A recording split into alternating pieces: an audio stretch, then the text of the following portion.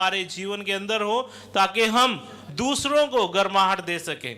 आमीन, हालेलुया, आमीन। आइए हम आगे बढ़ेंगे, इस वचन में हम जाएंगे। इस वचन का जैसे कि उद्देश्य हम देख रहे थे कि एक व्यक्ति, एक आम व्यक्ति जिसका नाम क्या था, गिदोन था, उसने मिदानियों के ऊपर जय हासिल की। आमीन, हालेलुया। और यहाँ पर हम देखते हैं इस वचन में, जब हम पढ़ना शुरू करते हैं, 2 वचन में ऐसा लिखा है, 1 और 2 में, गिदोन ने एक बड़ी सेना को युद्ध के लिए तैयार किया, जो गिनती में लगभग 32,000 थे। कितने थे? 32,000 थे। और खुदा इस बात से एग्री नहीं था, सहमत नहीं था कि एक बड़ी सेना उन मिद्यानियों पर हमला करे, क्योंकि खुदा को अच्छे से पता था। क्या पता था? इजराइलियों का जो स्वभाव था वो खुदा को पता था। क्या? क्योंकि खुदा उनको 40 साल की गुलामी से जब निकाल के लाया और वो जंगल में 40 साल तक सफर कर रहे थे, तो खुदा को पता था इनकी रग रग में किस तरह से ये लोग बात करते हैं, है ना, किस तरह से ये लोग अकेले में जब होते हैं, जब अपने दास के लिए और अलग अलग बातें करते, खुदा को पता था। इसीलिए खुदा ने कहा ये बड़ी सेना से इन लोगों को हम लोग आज़ाद नहीं करा सकते हैं। हालेलुया। इसीलिए 2 वचन एक बार पढ़ेंगे हम, एक बार फिर से हम 2 वचन की ओर थोड़ा सा जाएंगे। न्यायियों की किताब, उसका 7 अध्याय और 2 वचन। जी, कोई भी एक व्यक्ति ऊंची आवाज में पढ़ सकता है, माइक में पढ़ सकते हैं। यस, क्या लिखा हुआ है यहां पर हम देखेंगे। यस। तब यहोवा ने गिदोन से कहा, जो लोग तेरे संग हैं वे इतने हैं कि मैं मिद्यानियों को उसके हाथ में नहीं कर सकता, नहीं तो इज़राइल यह कहकर मेरे विरुद्ध अपनी बड़ाई मारने लगेंगे कि हम अपने ही भुजबल के द्वारा बचे हैं। आमीन, हालेलुया। देखिए, खुदा उनके मन की बात को जानता था। हालेलुया। जब हम बड़ी योजनाएं बनाते हैं, बड़ी प्लानिंग करते हैं किसी काम को करने के लिए, बड़े पैसे, अगर खर्चे वाला काम है, बड़े पैसे इकट्ठे करते हैं, तो खुदा जानता है कि एक दिन ये लोग अपने ही ऊपर भरोसा करेंगे और बोलेंगे ये तो हमारे बैंक बैलेंस की वजह से हो गया, ये तो हमारे भुजबल की वजह से, हमने अच्छी योजना बनाई थी इसीलिए हो गया। हालेलुया। खुदा इनके मन के विचारों को भी जानता था, इसीलिए कहा कि इस बड़ी सेना को जो तूने तैयार की है, इनके हाथों में मैं मिद्यान को नहीं दे सकता। देखिए, क्लियर, एकदम स्पष्ट बात बोल रहे प्रभु। कहते मैं इन बड़े जो बहुत है, गिनती में बहुत है, इनके हाथ में उन्हें नहीं दे सकता हूं। तो इसीलिए एक काम कर,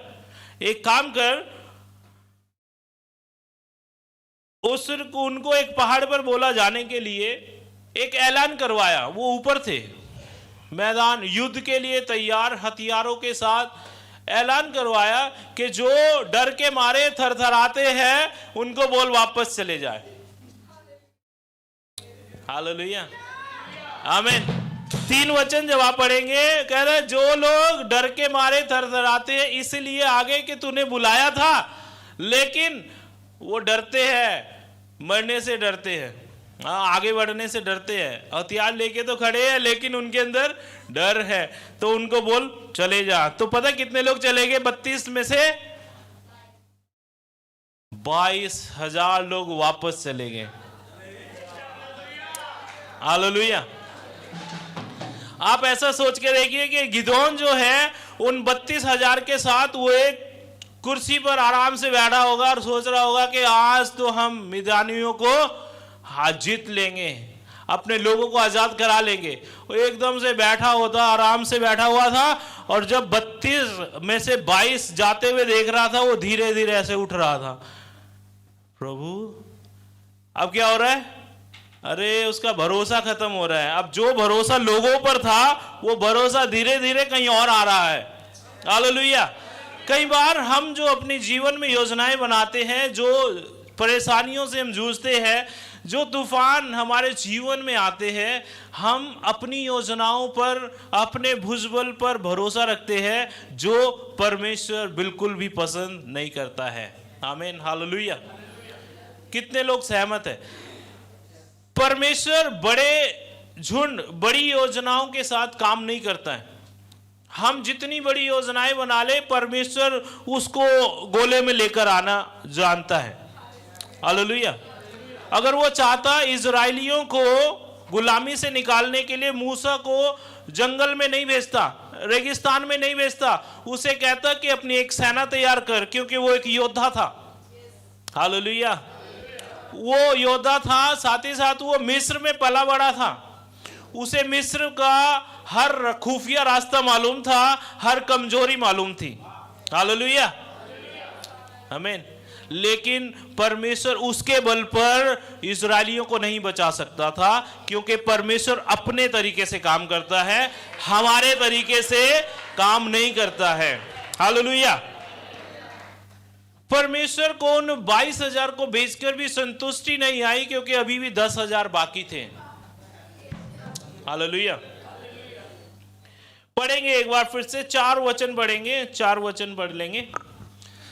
फिर यहोवा ने गिदोन से कहा, अब भी लोग अधिक हैं। हाँ, कितने हैं? अभी भी अधिक है, अभी भी बहुत है, अभी भी मेरी नजरों में मजा नहीं आ रहा है। हालेलुया। क्योंकि अभी गिदोन जहां बैठा हुआ था, सिर्फ खड़ा हुआ है, चौंक कर, अरे ये क्या हो गया, हैरान हो गया। हाँ, अभी भी लोग बहुत है, अभी इसको घुटनों पर आना बाकी है। हालेलुया। कई बार हम सोचते हैं हम जब खड़े हैं तो हम अपने बल पर खड़े हैं। परमेश्वर हमें याद दिलाना चाहता है कई बार कि ये तेरा बल नहीं, ये मेरा बल है, ये तेरी योजना नहीं, ये मेरी योजना है। और कैसे योजना पूरी होती है? वो 10,000 से 300 पर इस गिनती को लेकर आता है। आमीन।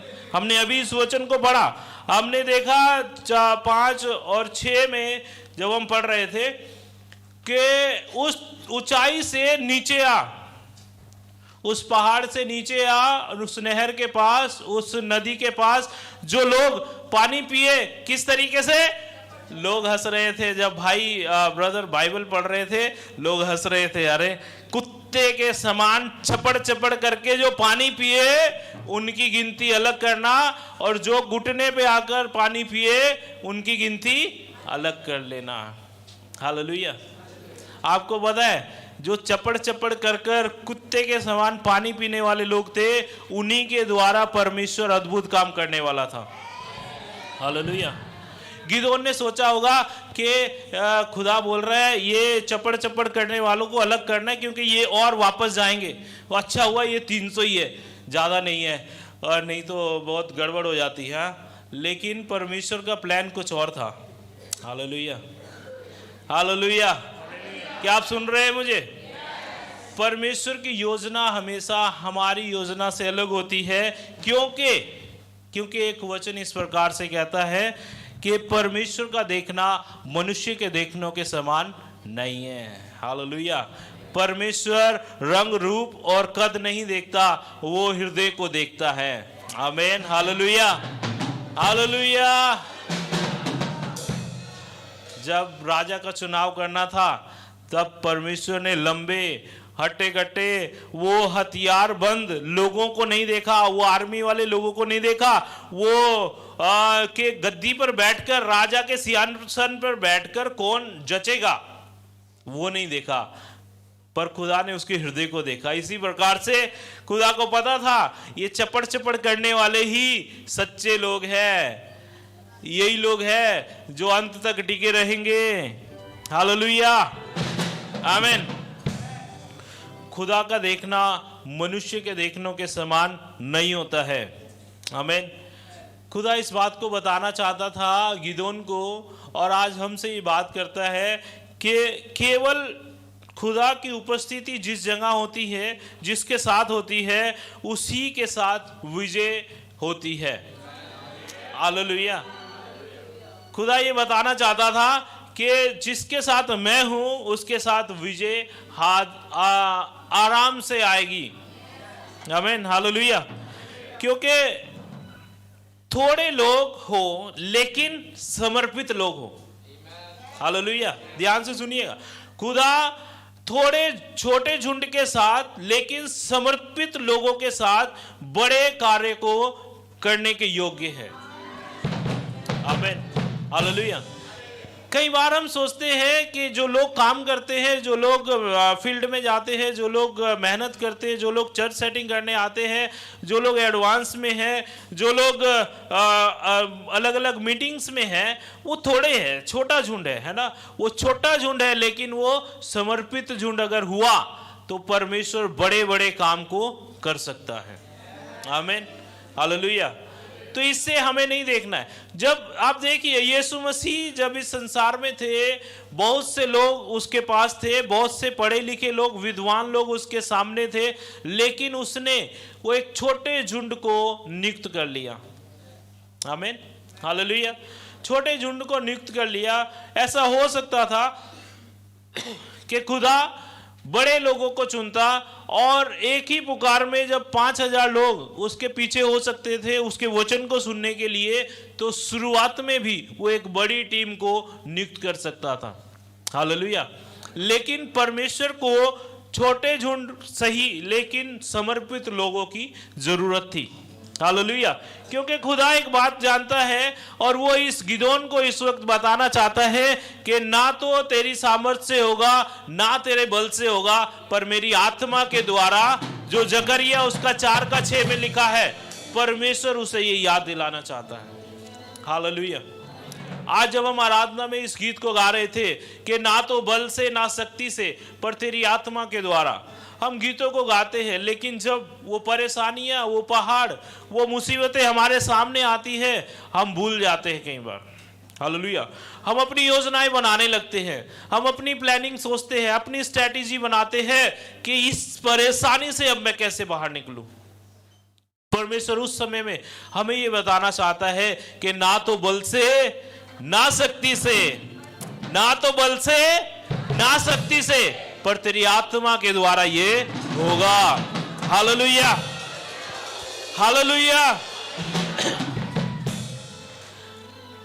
जब हम इस बात को देखते हैं, वचन 4 में खुदा कहता है कि अभी भी बहुत है। हमने इस बात को देखा, एक बार पूरा पढ़ देंगे, हम उस वचन को पढ़ देंगे एक बार।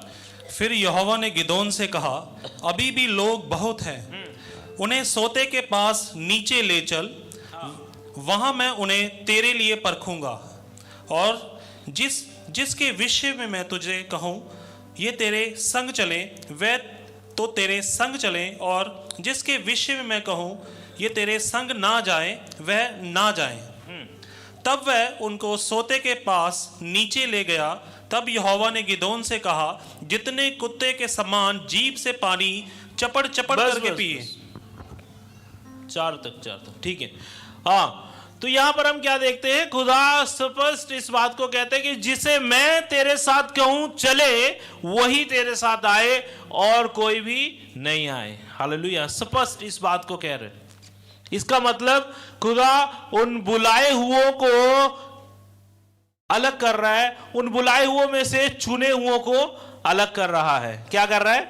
बुलाए हुओं को चुने हुओं में से। हालेलुया। बुलाए हुए तो बहुत हैं। यीशु मसीह ने कहा इस वचन को, जब हम पढ़ेंगे आगे हमारे वचन, वो वचन है हम बताएंगे। यीशु मसीह ने कहा बुलाए हुए तो बहुत है परंतु चुने हुए थोड़े हैं। हालेलुया। हम सब बुलाए हुए हैं। परमेश्वर का वचन कहता है वो सभी जो उस पहाड़ पर थे 32,000 सभी इजरायली थे, सभी चुने हुए थे, चुने हुए, सभी बुलाए हुए थे। गिदोन ने सभी को बुलाया, हथियार दिए, उन्हें तैयार किया, हो सकता है उन्हें कुछ सिखाया भी होगा, हो सकता है उनके साथ टाइम बिताया होगा, लेकिन परमेश्वर की योजना कुछ और है। बुलाए हुओं में से परमेश्वर अब लोगों को चुन रहा है। हालेलुया। परमेश्वर की योजना कुछ और है, जो हमारी योजना है वैसी परमेश्वर की योजना नहीं है। आमीन। आइए हम आगे बढ़ेंगे और इस बात को देखेंगे कि जब हम इस बात को देखते हैं, परमेश्वर ये कहता है कि अभी भी बहुत है, हमारे विचार, हो सकता है प्रभु में आकर हमें 10 साल हो गया, अभी भी हमारे विचार बहुत है जो परमेश्वर से मैच नहीं होते हैं। हालेलुया। हो सकता है हमारे भविष्य की योजनाएं खत्म नहीं हो रही, हम प्रभु के राज्य में हैं, उसके भवन में हैं, हम हर दिन प्रभु से प्रार्थना तो करते हैं कि प्रभु तू ही मेरा सब कुछ है, लेकिन हमारी अपनी योजनाएं बहुत ज़्यादा है। हो सकता है वो योजनाएं प्रभु को पसंद नहीं आ रही। हालेलुया। हो सकता है हमारी चिंताएं बहुत हैं। पहला पतरस 5:7 में प्रभु कहता है कि अपनी सारी चिंता मुझ पर डाल दो, लेकिन हमने अभी तक वो नहीं किया है। हो सकता है वो चिंताएं हैं जो बहुत ज्यादा है, अभी भी प्रभु ये कहना चाहता है कि अभी भी आगे नहीं बढ़ सकते हम। हालेलुया। हो सकता है इस संसार में हमारे मददगार अभी बहुत ज्यादा है, कोई भी परेशानी आती है हम उठाकर फोन करते, कोई भी आवश्यकता है, कुछ कहीं फंस जाते हैं, पैसे चाहिए। जब पुराने समय में हम एलिया की कहानी को अगर याद करें, एलिया ने जब अकाल पड़ा था, रोटी नहीं थी खाने के लिए, तो किसी को फोन नहीं मिलाया, ईमेल नहीं किया, थोड़ा पैसा भेज दो, थोड़ा खाना भेज दो, थोड़ा आटा भेज दो। हालेलुया। उसके पास एक ही नंबर था जो उसने डायल किया। आमीन। वही नंबर आज हमें भी दिया गया है, वही रास्ता हमें भी दिया गया है, लेकिन हमारे पास बहुत सारे रास्ते हैं अभी जिसके द्वारा हम अपने उपाय निकाल लेते हैं। आमीन। हालेलुया। कोई तो हालेलुया बोले। हालेलुया। यस। हो सकता है हमारे मित्र बहुत ज्यादा है जो हमें हर जगह मदद करने के लिए तैयार रहते हैं। आमीन। लेकिन परमेश्वर इसीलिए कहता है कि अभी भी बहुत ज्यादा है, इसे थोड़ा कम किया जाए। आमीन। हालेलुया। इसीलिए नीति वचन उसका 3:5 में लिखा है, तू अपनी समझ का सहारा मत लेना, परंतु संपूर्ण मन से यहोवा पर, किस पर? दोस्तों पर, अब मित्रों पर, दुनियावी साथियों पर। प्रभु कहता है मुझ पर संपूर्ण मन से भरोसा रख। हालेलुया। ये वचन लिखने से पहले जितने भी संत, जितने भी भविष्यवक्ता थे, जितने भी खुदा के दास थे, उन्होंने इस बात को प्रैक्टिस किया, अभ्यास किया, इसीलिए ये वचन यहाँ पर आ गया। हालेलुया। एलिया ने किसी और पर भरोसा नहीं किया था, अब्राहम ने किसी और पर भरोसा नहीं किया था, मूसा ने किसी और पर भरोसा नहीं किया था, वो सिर्फ परमेश्वर पर भरोसा रख के आगे बढ़ते रहे। आमीन। हालेलुया। नीति वचन 21:31 इस प्रकार से कहता है कि युद्ध के लिए घोड़े और रथ तो तैयार किए जाते हैं, लेकिन जय यहोवा की ओर से आती है। हालेलुया।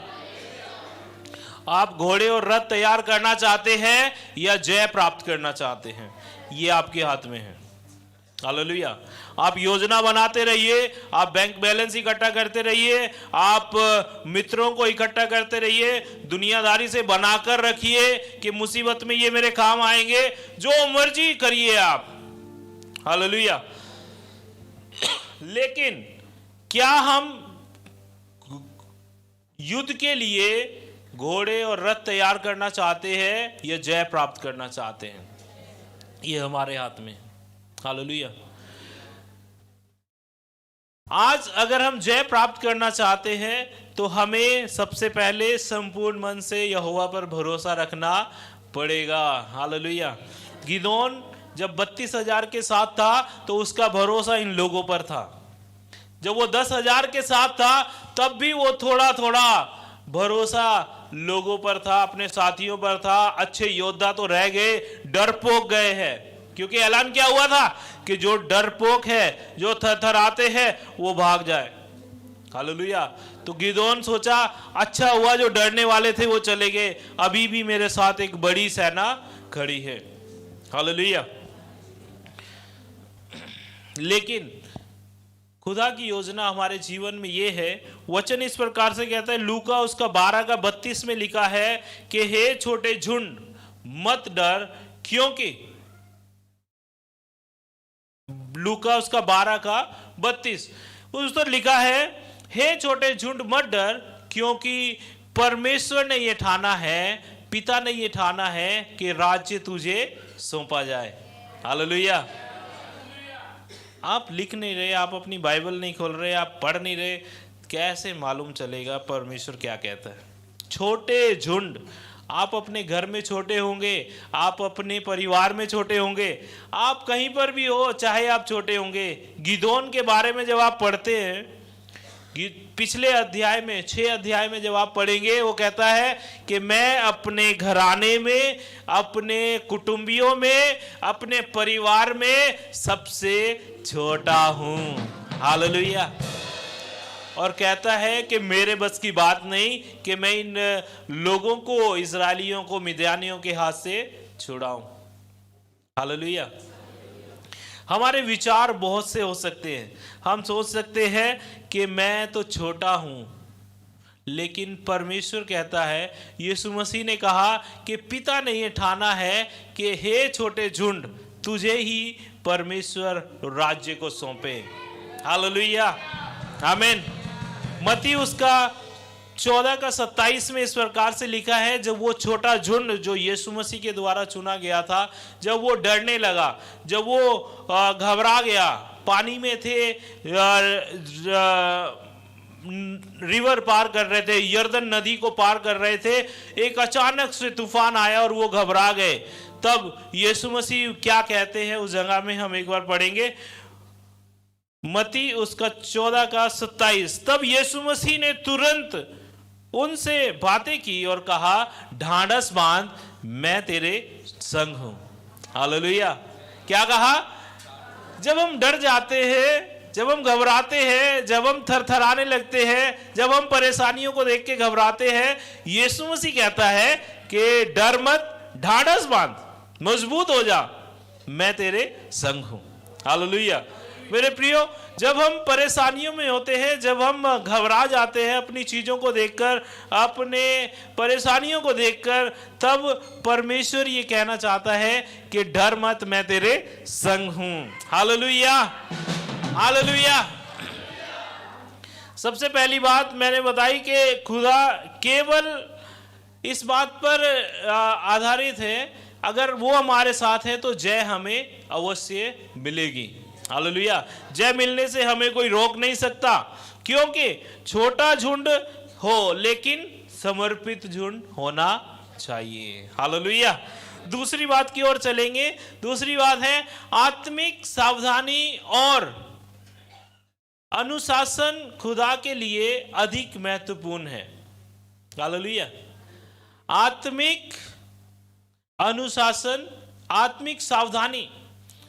गिदोन या हम अपने जीवन में इस बात को समझे, जब हम अपने जब हमारे चारों तरफ हमारी फैसिलिटी होती है, जब हम हमारे पास सारी चीज़ें हैं जो हमें इस्तेमाल करने की है, अगर उस शादी के घर में वो दाखरस नहीं कम होता, आप इस बात को सोचिए, जब तक कमी नहीं आती है तब तक हमें एहसास नहीं होता कि हमें किसी की ज़रूरत है। हालेलुया। अब इस बात को समझिए, आत्मिक सावधानी और पूरा समर्पण खुदा के लिए अधिक महत्वपूर्ण है, बजाय के एक बड़ा झुंड हो। हालेलुया। फिर से सुनेंगे, आत्मिक सावधानी और पूरा समर्पण परमेश्वर के लिए ज्यादा जरूरी है, बजाय के एक बड़ा झुंड खड़ा हो जो जिसमें आत्मिक सावधानी नहीं है और समर्पित नहीं है। हालेलुया। परमेश्वर को थोड़े लोग पसंद है, लेकिन समर्पित होने चाहिए और आत्मिक अनुशासन में, आत्मिक सावधानी में चलने वाले होने चाहिए। हालेलुया। आमीन। आप देखेंगे खुदा ने जब इस संसार में अपने लिए एक राष्ट्र को स्थापित करना था, तो उसने बड़े एक झुंड को नहीं चुना, एक देश को नहीं चुन लिया कि आज से मेरा देश है। उसने सिर्फ एक व्यक्ति को चुना जिसका नाम अब्राहम था। हालेलुया, आमीन। क्यों? क्योंकि उसे चुन लिया, वो आत्मिक अनुशासन में चलने वाला व्यक्ति निकला और पूरी तरह से समर्पित था। आमीन, हालेलुया। खुदा जब अपने लोगों को अकाल से बचाना चाहता था, जिस जाति को उसने स्थापित किया, एक समय ऐसा आया कि वो अकाल से मरने वाली थी, क्योंकि पूरे संसार में अकाल होने वाला था 7 साल का। कितने साल का? 7 साल का। खुदा ने जब अपने लोगों को अकाल से बचाना चाहा, तो उसने उस गुलाम को जो 2 बार बेचा गया था, उसी व्यक्ति को प्रधानमंत्री के रूप में खड़ा कर दिया, ताकि वो अपने लोगों को बचा सके। हालेलुया, आमीन। क्या आप मेरे साथ हैं? परमेश्वर ने जब अपने उन लोगों को 400 साल की गुलामी से बाहर निकालना था, उसने एक ही व्यक्ति को चुना जिसका नाम मूसा था। आमीन, हालेलुया। क्या आप मेरे साथ हैं? ध्यान से सुनिएगा। जब खुदा ने अपने मंदिर की रखवाली करवानी थी, ये खुदा का घर है, खुदा का भवन है। जब खुदा ने अपने मंदिर की रखवाली करवानी थी, उस दीपक को जलते रहे 24 घंटे, इस बात को निश्चित करना था। उसने एक बांझ स्त्री का गर्भ खोल दिया और शमूएल उत्पन्न हो गया। हालेलुया। परमेश्वर की योजना वो नहीं जो हम सोचते हैं। परमेश्वर अपने रास्ते खुद बनाता है और वो अपने कामों को खुद ही अंजाम देता है। हालेलुया। क्या हम परमेश्वर के लिए तैयार हैं? परमेश्वर के लिए बुलाए हुए बहुत है, लेकिन चुने हुए थोड़े हैं। हालेलुया। कहानी यही खत्म नहीं होती। परमेश्वर जिसके पीछे पड़ जाए उसे छोड़ता नहीं। हालेलुया। परमेश्वर ने निनवे को बचाना था, परमेश्वर योना के पीछे पड़ गया। हालेलुया। अगर परमेश्वर आपके द्वारा कुछ करना चाहता है, आप भागिए जितना भाग सकते हैं, है ना? ऐसे कहते हैं जो बाहरी लैंग्वेज है, जहां तक भाग सकते हो भागो। माँ का दूध पिया तो बच के दिखाना है? फिल्मों में सुना था, छोटे छोटे थे जब फिल्म में, कैसे बोलते? माँ का दूध पिया तो बच के दिखाना, जहां तक भाग सकते हो भाग लो, बच नहीं पाओगे, है ना? योना को परमेश्वर ने सोच लिया कि यही बचाएगा, यही जाएगा, लेकिन योना ने कुछ और सोचा था, जो जैसे हम कई बार सोच लेते हैं। हालेलुया। तो परमेश्वर छोड़ता नहीं है। जब खुदा ने इस संसार को बचाना था जो अंधकार में और पाप में पड़ा हुआ है, उसने यीशु मसीह को भेज दिया इस संसार में, ताकि वो इस संसार को बचा सके। हालेलुया। परमेश्वर को बड़े झुंड या ज्यादा लोगों की जरूरत नहीं। एक व्यक्ति अगर समर्पित और संपूर्ण रूप से आत्मिक अनुशासन में खड़ा हो, परमेश्वर के लिए उतना ही काफी है। हालेलुया। अगर इस कहानी को आगे लेकर चलूं तो सफर यहीं खत्म नहीं होता। उसमें जब यीशु मसीह के बाद इस संसार जो अंधकार और पाप में पड़ा हुआ है, इसे उस अंधकार से बाहर निकालना है, सड़ाहट से बाहर निकालना है। उसने आपको और मुझे चुन लिया, जिस प्रकार से उसका वचन कहता है कि तुमने मुझे नहीं चुना, परंतु मैंने तुम्हें चुना है और तुम्हें ठहरा दिया है ताकि तुम जाकर फल लाओ। हालेलुया। यूहन्ना उसका 15:16 में आप इस बात को पढ़ सकते हैं। साथ ही साथ मत्ती उसका 22:14 में लिखा हुआ है, क्योंकि बुलाए हुए तो बहुत है परंतु चुने हुए थोड़े हैं। हालेलुया। क्यों मैं इस बात को बोल रहा हूं कि हम बहुत से बुलाए हुए हैं? क्योंकि यीशु मसीह ने इस बात को कहा। आप देखिए मत्ती उसका 22:14 में, बुलाए हुए तो बहुत है, यीशु मसीह इस बात को कह रहे हैं, परंतु चुने हुए थोड़े हैं। इस बात को अंगीकार करें कि मैं बुलाया हुआ नहीं, मैं चुना हुआ हूं। हालेलुया। ये हमें निश्चित करना है कि मैं बुलाया हुआ नहीं हूं, मैं चुना हुआ हूं। और जब खुदा किसी को चुनता है तो उसके लिए एक योजना होती है। यीशु मसीह को चुना इस संसार को बचाने के लिए, मूसा को चुना इजराइलियों को बाहर निकालने के लिए। हम हर एक व्यक्ति के पीछे जो चुन लिया जाता है, एक योजना उसके पीछे देखते हैं। अगर आपको और मुझे चुना है तो हमें इस बात को समझना है कि क्या उसने मुझे मेरे परिवार के लिए चुना है, मेरे घर के लिए, मेरे गांव, मेरे सेक्टर, मेरे शहर के लिए चुना है। किस बात के लिए प्रभु ने मुझे चुना है, क्या काम मैं करूं। हालेलुया।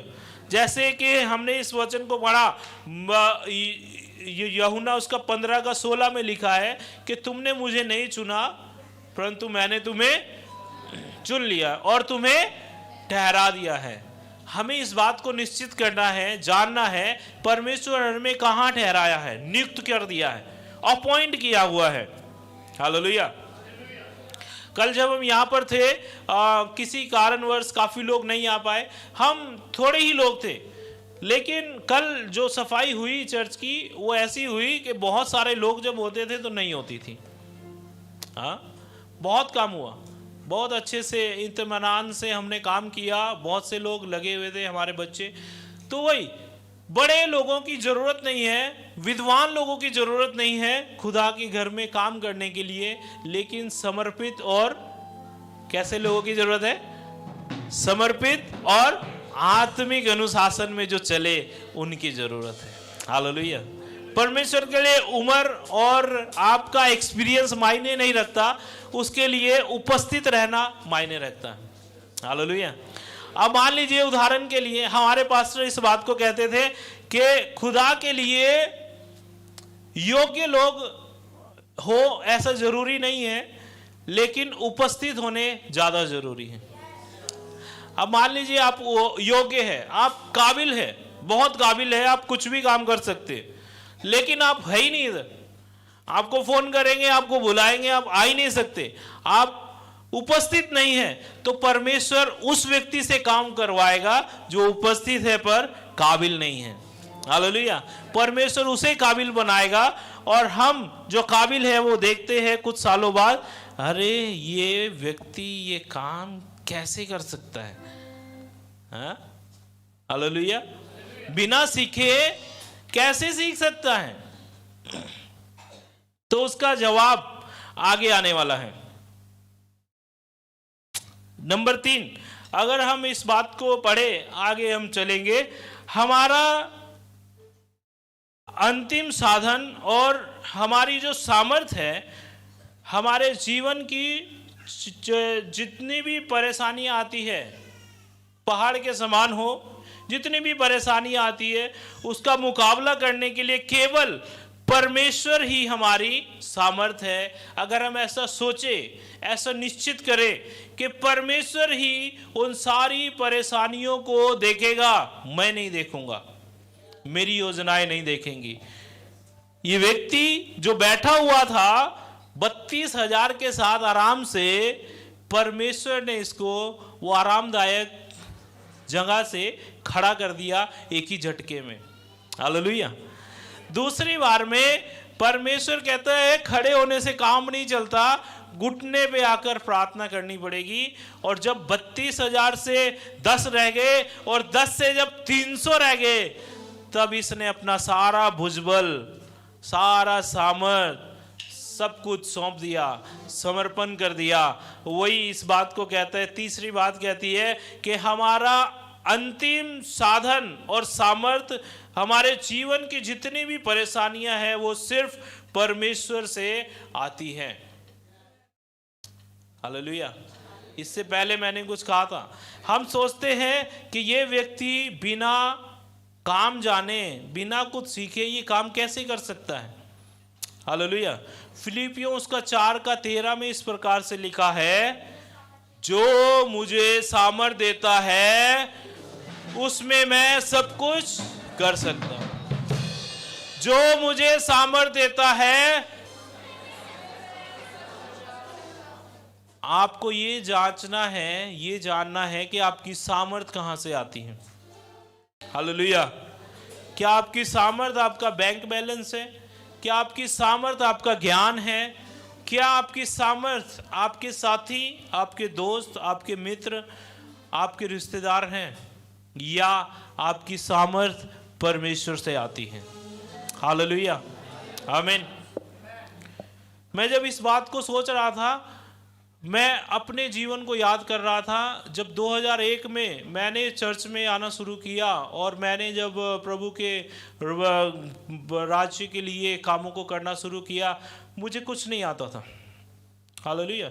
मैं बहुत से बच्चों को देखता हूँ, अभी हमारे बच्चे आगे बढ़ रहे हैं, हमेशा हर काम में तैयार रहते हैं, कुछ भी काम बोलेंगे करते हैं। इसी तरह से बिल्कुल मैं ऐसे था, जो भी काम मुझे कहा जाता था मैं वो काम करने लगता था। हालेलुया।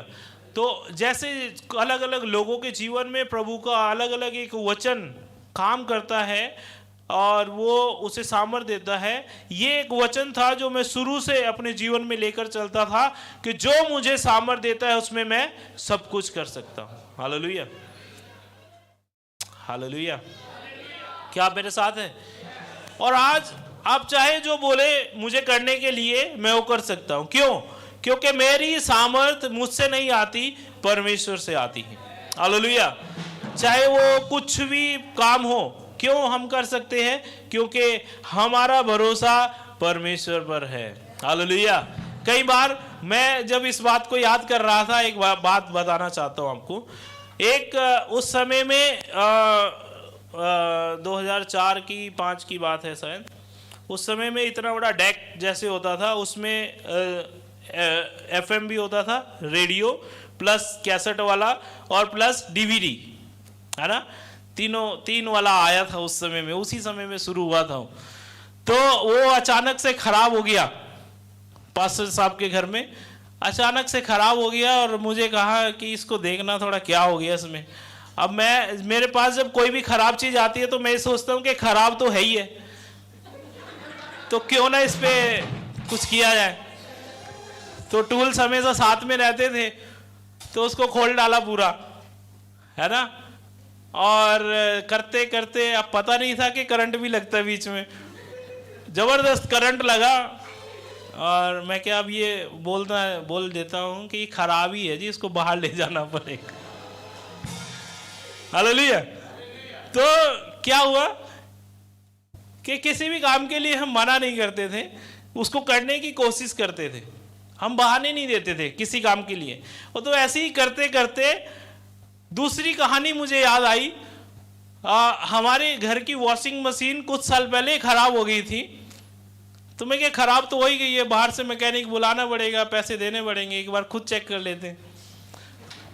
तो जब खोला उसको, तो उसका जो मीटर होता है, वो जो सेकंड वाला होता है, मिनट वाला होता है, वो शॉर्ट हो गया, स्पार्क हो गया, काला हो रहा था। मैंने खोला उसको, तो जैसे घड़ी होती है वैसे उसमें बड़ी बड़ी गरारियां होती है और वो सब ऐसे ऐसे।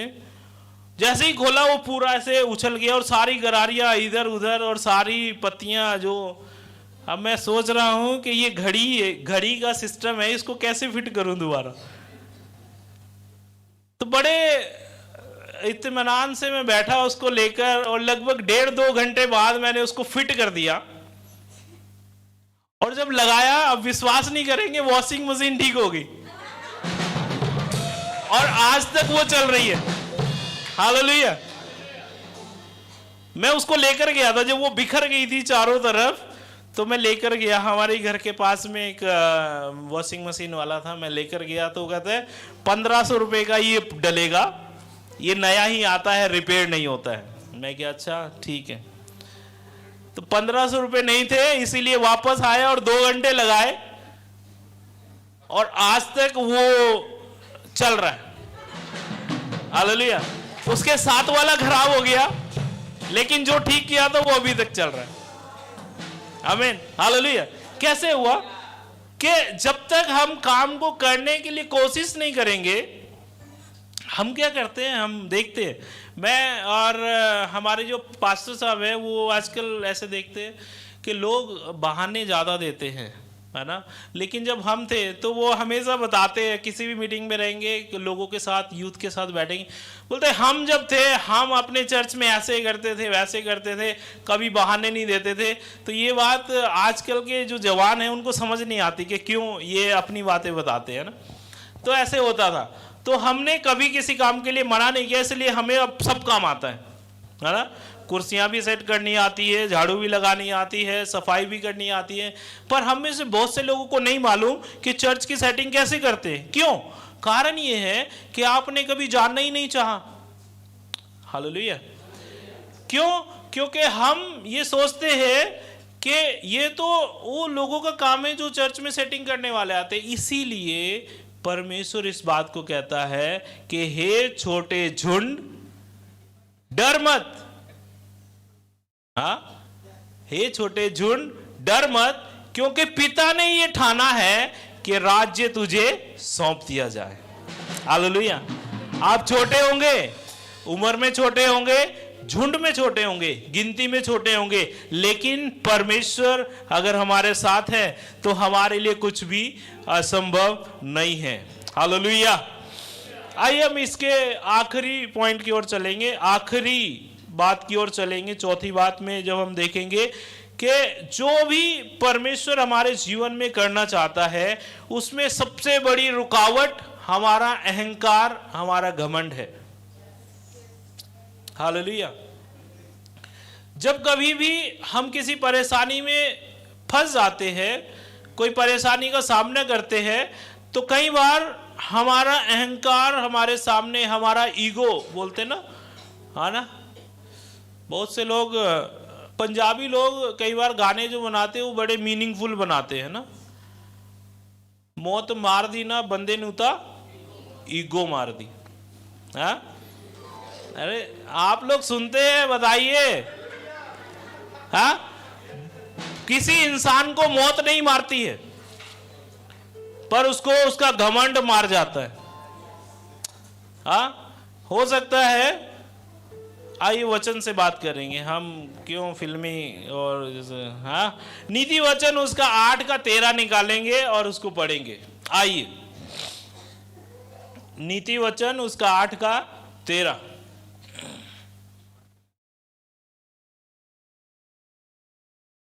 जी, किसी को मिला है तो पढ़ दीजिए।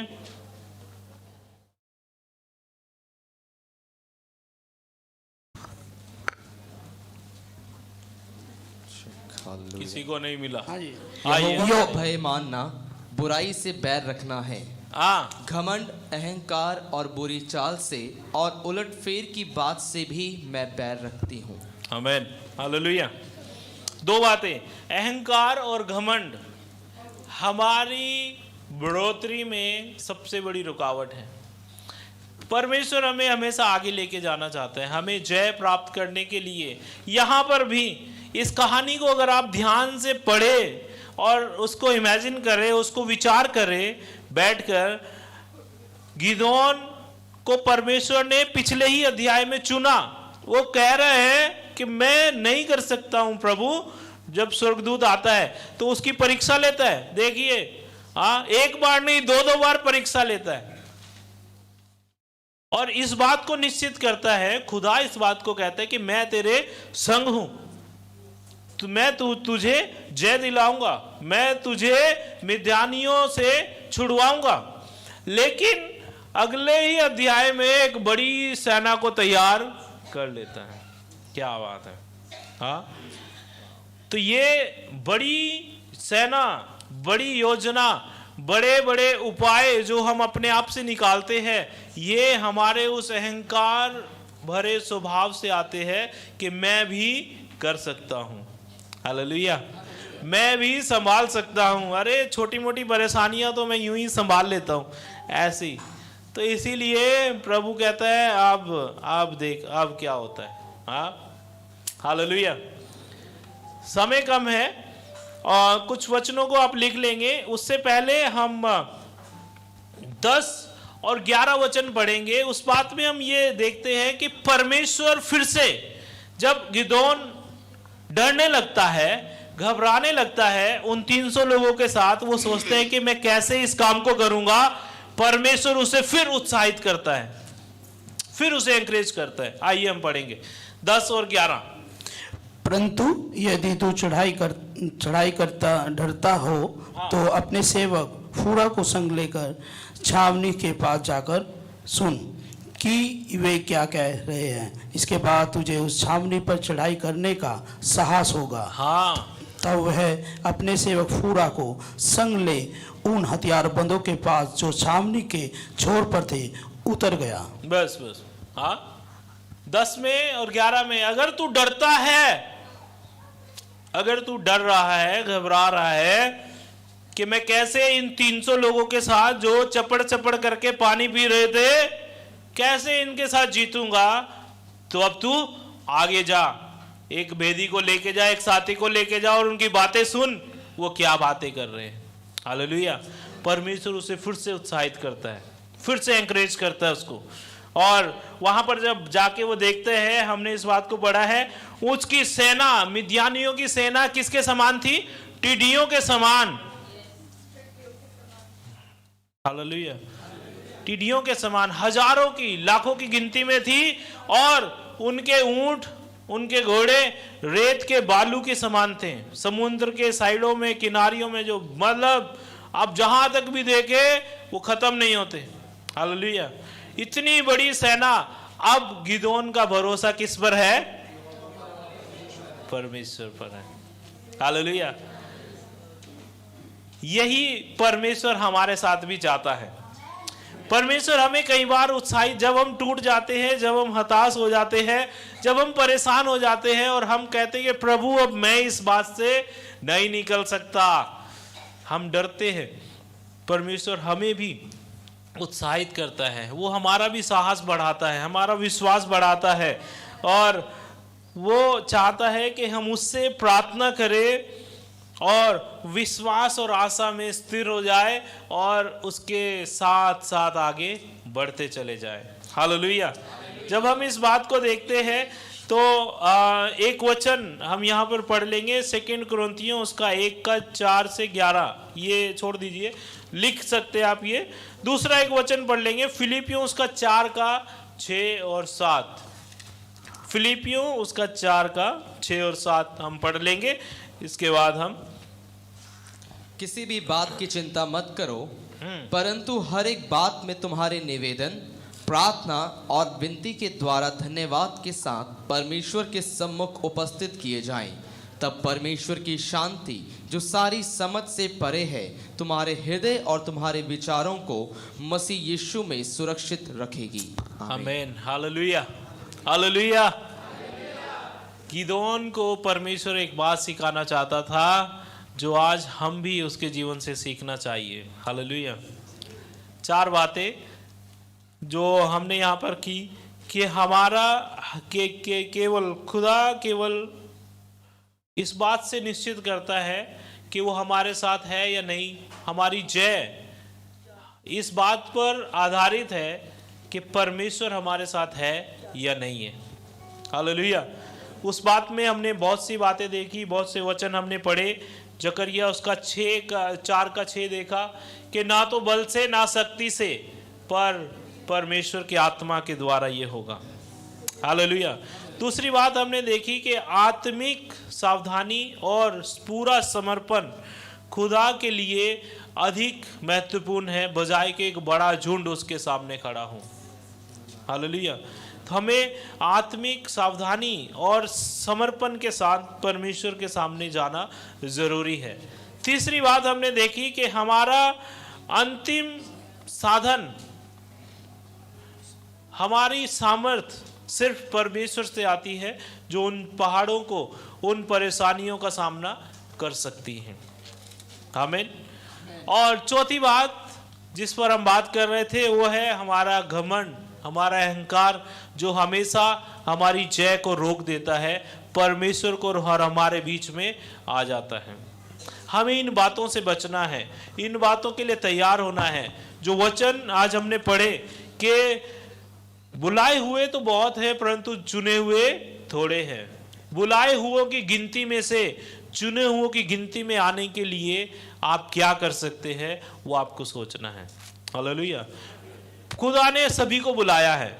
वचन कहता है कि जितने भी उसकी हजूरी में है, जितने भी उसके भवन में है, उसने सभी को बुलाया है। लेकिन चुने हुए आप कैसे बन सकते हैं? जो भी काम हमारे सामने आता है, जो भी काम हम करना जानते हैं, जब हम उसे लगातार करते रहते हैं, हम अपने आप को लेकर आते हैं। खुदा को इस समय में, इस युग में, इस संसार में एक मनुष्य चाहिए अपने काम को करने के लिए। हालेलुया। इस बात को बड़े ध्यान से सुनिए। खुदा ने इस संसार को बनाया, इस ब्रह्मांड को बनाया, मनुष्य को अपने हाथ से बनाया, मिट्टी से आकार दिया, लेकिन अब उसी परमेश्वर को इस संसार में काम करने के लिए इसी मनुष्य की जरूरत है। हालेलुया। परमेश्वर के पास हाथ तो है, लेकिन वो आपके और मेरे हाथ के बिना इस संसार में काम नहीं कर सकता है। हालेलुया। उसके पास पैर है, लेकिन वो चाहता है कि आप और मैं जाए उन लोगों के पास जो परेशानी में है और पाप में फंसे हैं, सड़ाहट में फंसे हैं, उसमें वो आपको और मुझे भेजना चाहता है। वो खुद वहां पर नहीं जा सकता है। हालेलुया। परमेश्वर को एक शरीर चाहिए इस संसार में काम करने के लिए, पर कुछ नियम और कानून के साथ समर्पित होना चाहिए, आत्मिक अनुशासन में चलने वाला होना चाहिए। हालेलुया। आमीन। परमेश्वर आप सभी को आशीष दे और प्रभु का धन्यवाद करते हैं आज के वचन के लिए।